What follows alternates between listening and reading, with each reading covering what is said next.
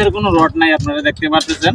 এখন ওই যে পাতারে যে 10 ইঞ্চি দূর দূর যে রডগুলা নিচে হওয়ার কথা ছিল, এই রডগুলা কিন্তু এখন এই যে ক্যারিং এর রডগুলো আপনারা দেখতেছেন, এই ক্যারিং এর রডগুলার উপর দিকে আসবে, উপর দিকে আইসা এই যে ফারের যে রডগুলো আছে পুকুরের। আলহামদুলিল্লাহ, আসসালামু আলাইকুম।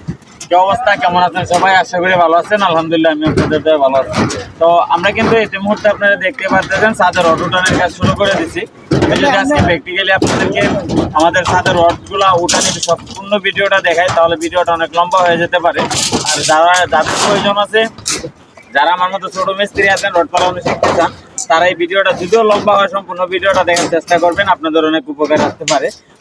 কথা না বাড়িয়ে আমরা যে রডগুলো ফালাইছি বা অলরেডি যে কাজটুকু করছি, আমি এর বিষয়ে আপনাদেরকে কিছু জ্ঞান দেওয়ার চেষ্টা করি।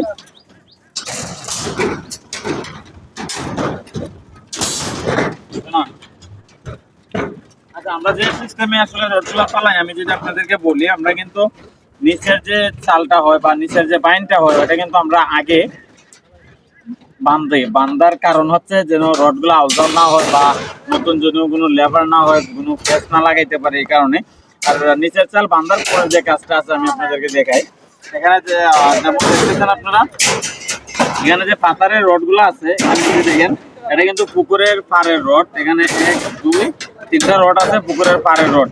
এই রডগুলা আসলে এই রডগুলার মধ্যে এক জায়গায় থাকার কথা ছিল, কিন্তু তারা আসলে আমি আইসা দেখি রডগুলারে চড়াই টড়াই লেছে, তাতে কোনো সমস্যা নাই।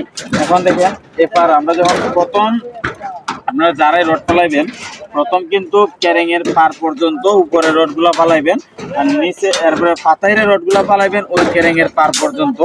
তারপরে যে কাজটা হচ্ছে মেন ক্যারিং এর রডগুলা, এই যে দেখেন, এটা কিন্তু মেন ক্যারিং এর রড, এটা কিন্তু পাতাইরের রডগুলো আমরা সব ক্যারিং এর রডটা ফালাইছি।